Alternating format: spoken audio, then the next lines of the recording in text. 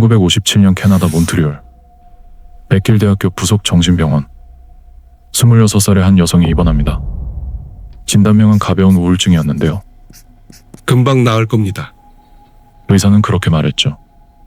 몇 달 후 태어난 그녀를 마중 나온 가족들은 그 자리에서 굳어버립니다. 그녀는 자신의 이름을 몰랐습니다. 아이가 5이라는 것도, 함께 살아온 남편 얼굴도 기억하지 못했는데요. 단순 사고가 아니었습니다. 처음부터 계획된 인간 실험이었던 거죠. MK 울트라. CIA가 1953년부터 1973년까지 20년간 비밀리에 운영한 마인드 컨트롤 프로그램. 이 프로그램이 탄생한 배경은 6.25 전쟁이었습니다. 전쟁 당시 북한군의 포로로 잡힌 미군들이 충격적인 일을 겪었기 때문입니다. 소련의 심리 조작에 굴복해 거짓 자백을 하는 사례가 속출했고, 카메라 앞에서 미국이 세균전을 벌였다. 직접 읊는 영상이 전 세계에 퍼졌는데요. 본인 의지로 자백하는 것처럼 보였습니다. 그 영상을 본 미국이 발칵 뒤집혔죠. CIA는 결론을 내렸습니다. 소련에는 분명 인간의 정신을 조작하는 기술이 있다. 우리는 이 기술에서 뒤처지고 있다. 이 한 문장이 모든 것을 시작했습니다. 1953년 4월 13일 CIA 국장 앨런 덜레스가 프로젝트를 공식 승인합니다. 암호명 MK 울트라. 총책임자는 시드니 고틀립.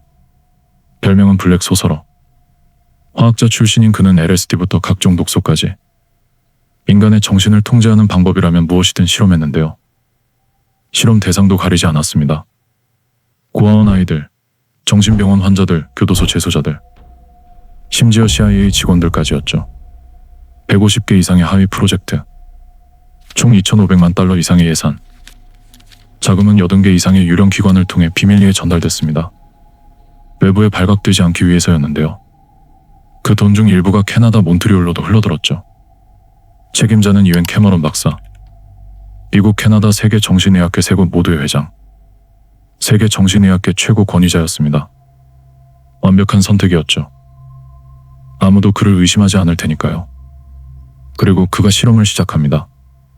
실험은 2단계였습니다. 첫 번째 단계 디패터닝. 이른바 지우개. 인간의 뇌에 저장된 기억과 인격을 완전히 소거하는 방법인데요. 카메론의 이론은 이랬습니다. 기존의 잘못된 인격을 먼저 지워버리면 완전히 새로운 인격을 심을 수 있다고. 마치 컴퓨터를 포맷하듯이. 방법은 충격적이었습니다.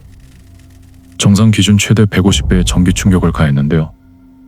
보통 전기 충격 치료는 1회에 그치지만 카메론은 한 환자에게 수십 번씩 반복했습니다. 여기에 환각성 약물까지 투여됐다는 기록이 남아있습니다. 수개월간 약물 수면 상태로 격리시키는 거죠. 헬멧을 씌워 외부 자극을 완전히 차단했습니다. 소리도 빛도 시간 감각도 없는 상태. 그 안에서 전기 충격이 반복됐고 정신을 잃고 쓰러지고 나서야 실험은 마무리됐죠. 아침에 눈을 떴는데 내가 누군지 모르는 겁니다. 내 이름도, 내 가족도, 내 과거도 전부 사라진 거죠. 이게 바로 디패터닝의 결과였습니다. 1958년 CIA 보고서에 기록된 내용입니다. 피험자는 65일 연속 약물 수면 상태에 있었다. 65일 2달 넘도록. 깨어났을 때 그는 자신의 이름을 몰랐습니다. 어릴 때의 기억도 부모님 얼굴도 모든 걸 처음부터 다시 배워야 했던 거죠. 밥 먹는 법부터 걷는 법까지. 2번째 단계 사이킥 드라이빙. 일명 다시 쓰기. 텅 빈 뇌에 새로운 메시지를 심는 방법인데요. 하루 16에서 20시간 특정 메시지를 반복 재생했습니다. 잠을 자는 동안에도 귀 안으로 메시지가 흘러들었는데요. 베개 안에 스피커를 숨겨놓기까지 했습니다. 어떤 환자는 50만 번 이상을 했죠. 그런데 더 놀라운 건 실험 대상이었습니다. 대부분이 일반 시민이었던 겁니다. 가벼운 우울증으로 입원한 주부, 불안장애로 찾아온 직장인, 국회의원의 아내도 있었는데요. 동의서는 단 한 명도 없었습니다. 더 이상한 건 실험 대상 기준입니다. 증상이 심각한 환자일수록 오히려 실험에 저항이 생기기 때문에 경증 환자일수록 더 위험한 표적이 됐죠. 하지만 더 충격적인 건 따로 있습니다. 피해자가 민간인만이 아니었다는 건데요. 1953년 CIA 생화학자 프랭크 올슨. 그는 MK 울트라 핵심 관계자였습니다. 생물학 무기를 연구하던 과학자이기도 했죠. 그는 어느 순간부터 실험의 윤리성의 문제를 제기하기 시작했습니다. 그러자 어느 날 동료들이 그의 음료에 몰래 LSD를 탔고 자신도 모르게 투여받게 된 거죠. 이후 급격히 정신이 불안정해진 올스는 9일 후 뉴욕 호텔 창문에서 추락 후 숨을 거두었죠. 공식 사인은 추락사로 인한 사망이었습니다. 근데 여기서 이상한 점이 발견됩니다. 1994년 시신 발굴 재검사 결과 추락 전 둔기로 가격한 흔적 발견 때문에 가족은 지금도 타살이라 주장하고 있습니다. 그리고 CIA는 이 사건에 대해 지금도 공식 답변을 내놓지 않고 있습니다. 1973년 CIA 국장 리처드 헬름스는 문서 전량 파괴를 명령합니다. 의회 청문회가 임박했기 때문인데요. 이후 수천 건의 파일이 흔적도 없이 사라졌습니다. 하지만 결정적인 실수가 있었죠. 록빌의 한 창고에 남아있던 재정 기록들이었는데요. 헬름스는 그 존재를 전혀 모르고 있었죠. 1977년 약 2만 건의 문서 발견. 이것이 계기가 되어 미국 상원 청문회가 소집됩니다. CIA 국장 스탠스필드 터너가 직접 출석해 프로그램 존재를 공식 인정하게 되는데요. 의원들이 물었습니다. 환자들의 동의를 받았습니까? 터너는 오랫동안 침묵했습니다. 린다 맥도날드 당시 26세. 가벼운 우울증으로 앨런 메모리얼 인스티튜트에 입원했던 그녀는 퇴원 후 5달의 이름을 잊었습니다. 26살 몸으로 걸음마를 처음부터 다시 배웠던 거죠. 글 읽는 법도, 밥 먹는 법도, 화장실 사용하는 법도 전부 처음부터 다시. 그녀가 자신에게 무슨 일이 있었는지 알게 된 건 수십 년이 지난 뒤였습니다. 진실을 알았을 때 그녀는 이렇게 말했습니다. 저는 단지 우울했을 뿐이었습니다.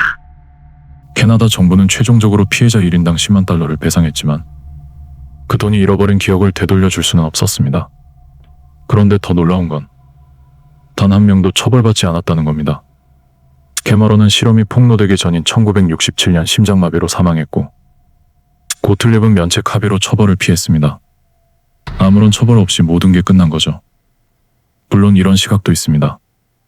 프로그램은 이미 공식 종료됐고 문서도 모두 공개됐다는 거죠. 정부가 배상까지 했으니 이제 끝난 일 아니냐고요. 하지만 문제는 이겁니다. 공개된 문서들, 핵심 내용은 여전히 검게 지워져 있고 헬럼스가 파괴한 원본은 영원히 알 수 없습니다. 공개된 2만 건이 전부가 아닐 수도 있는 거죠. 그리고 한 가지 더 의심스러운 점은 CIA는 지금도 매년 수천 건의 문서를 기밀로 유지하고 있다는 겁니다. 무슨 내용인지는 아무도 모르게 20년간 정부가 승인한 실험이 단 한 명의 처벌도 없이 끝날 수 있었다면 지금도 어딘가에서 벌어지고 있진 않을까요? 1957년 몬트리올의 그 여성은 수십 년이 지나서야 진실을 알았습니다. 자신에게 무슨 일이 있었는지를요. 정부가 승인하고 의사가 집행하고 공식 문서가 증명하는 이 사건을 음모론이라 부를 수 없습니다. 이건 공식 인정된 기록입니다. 여러분은 어떻게 생각하시나요? 지금까지 풀리지 않은 진실, 언솔브드였습니다.